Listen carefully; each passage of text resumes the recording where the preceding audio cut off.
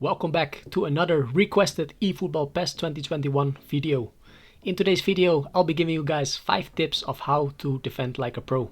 But before we get started, make sure to subscribe to my channel for more tips and tutorials. And for now, let's go straight to the point and start with the first tip. The most common thing players are doing is rushing or pressing with any player towards their opponent, which comes to my first tip, and that's don't rush. The fact is that every player always has the tendency trying to intercept the ball as soon as possible. And I'm not gonna lie, I also do this once in a while. A key point in these kind of scenarios is that it's important to stay in front of the deepest striker and never leave the striker alone.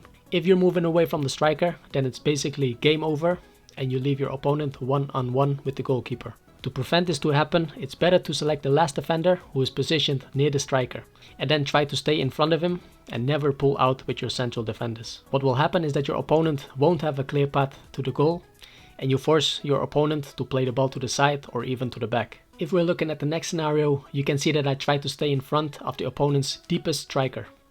My opponent is waiting for me to pull out with my defender to finally give a through pass. But as you can see, I don't give him that option, so he is forced to play a ball to the side.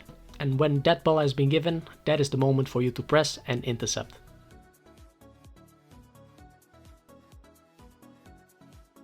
Another thing what players often do is chasing or pressing from behind. Mostly caused because you're tired and play on autopilot, or you're just scared and feel safer chasing ball holders from behind. If you're not careful, you will give away tons of chances and goals, and of course sometimes you might get away with it. But I think each one of you agreed that it's better to prevent than to let it happen. If we're looking at the next scenario, you can see that my opponent is going for a 1-2 pass. In this case, my right back will never catch him up by the looks of his body movement and positioning. To prevent my opponent to make use of the space, I immediately switch to one of my central defenders. I keep running with the winger, making some finds with my defenders on the way to let the winger make a decision and then finally close the gap to block the pass. Cutting the pass lanes is one of the most effective ways to intercept the ball. You have to know that most PES players are most likely to give a pass forwards instead of passing to the side or to the back. And you can give your opponent a hard time when you cut or block all his passing options in front of him. In the next scenario, you can see that I'm putting a lot of pressure on my opponent. He gets the ball and wants to go forward as quick as possible. But as you can see, my midfielder is positioned between 2 players already. So those 2 players are not an option for my opponent.